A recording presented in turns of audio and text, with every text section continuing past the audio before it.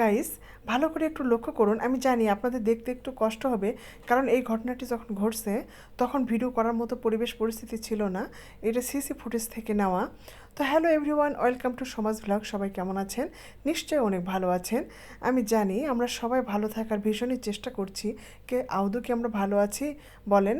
এই যে এটা আমার মামার একটা ফার্ম। তো আজকে সকালবেলায় হরিলুটপন্থীরা এসে 1,10,000 টাকা দামের 2টা গরু নিয়ে চলে গেছে। এদেরকে কি নাম দেওয়া যায় বলেন তো? আমি তো এর থেকে আর ভালো কোনো নাম খুঁজে পেলাম না। এদের নাম দিয়েছি হরিলুটপন্থী।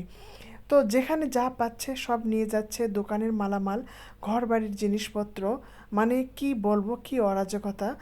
তো আমার ভাইয়ের একটা বাইক ছিল এখানে, নতুন কিনছে। তো সেটাও নেওয়ার জন্য অনেক ইচ্ছা ওদের। তো অনেক রিকোয়েস্ট করার পরে সেটা আর নেয়নি। এখানে আরও হাঁস আছে, ছাগল আছে। সবারই বায়না যে আমরা একটা করে হাঁস নিব, একটা করে ছাগল নিব। মনে হয় যে একটা মামার বাড়ির আবদার। আমরা তো সবাই স্বাধীনতা চেয়েছিলাম, কিন্তু এই স্বাধীনতা কি চেয়েছিলাম যেখানে হরিলুট চলবে, মানুষ বাসা থেকে নিশ্চিন্তে বের হতে পারবে না, দোকানপাট খুলতে পারবে না, যে কোনো জানমালের নিরাপত্তা নেই, সব সময় তটস্থ ভয়ে। তো এই স্বাধীনতা, সব মনটা ভীষণই খারাপ ছিল বেশ কয়েকদিন ধরে, যে কি হচ্ছে। এত মায়ের কান্না, এত মায়ের বুক খালি হাহাকার, এসব ফোনে দেখতে দেখতে খুবই খারাপ লাগতো। আমি নিজেও কান্নাকাটি করতাম যখন আবু সাইদের বোনের ভিডিওগুলো দেখতাম।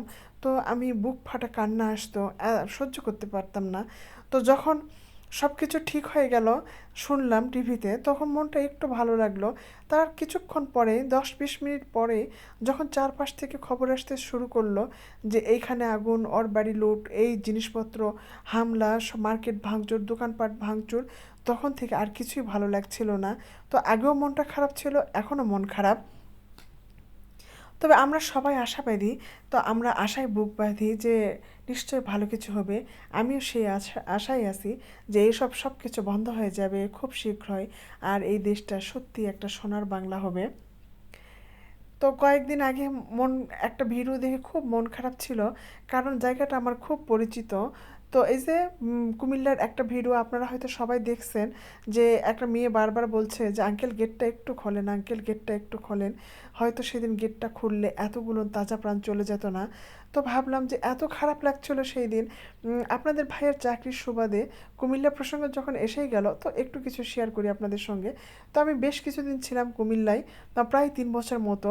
আপনারা যারা কুমিল্লাবাসী, যা আমি জানি কুমিল্লার অনেক আছে আমার ফলোয়ার, আপনারা দেখেন দিগম্বরীতলা কান্দির পাড়ে, সেইখানে একটা হিন্দু ভাইয়ের বাসায় ছিলাম। তো ওনাদের ব্যবহার এত ভালো ছিল।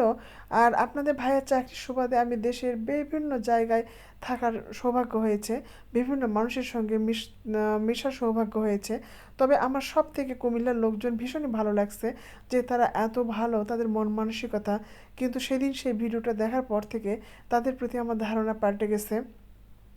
তারপরে ভাবছি যে আসলে ভালো খারাপ মিলেই তো মানুষ, একজন খারাপ হলেই তো আর সবাই খারাপ হয় না। তো এরকম বিভিন্ন ঘটনায় বেশ কয়েকদিন ধরে মনটা ভীষণই খারাপ। রাতেও আমার ঘুম হচ্ছিল না, এখনও মন খারাপ। তো আপনাদের কারোর সঙ্গে কি এরকম পরিস্থিতি ঘটছে নাকি অবশ্যই কমেন্টে জানাবেন। আর ভিডিওটি কেমন লাগলো জানাতে ভুলবেন না। তো ভালো থাকবেন, আল্লাহ হাফেজ।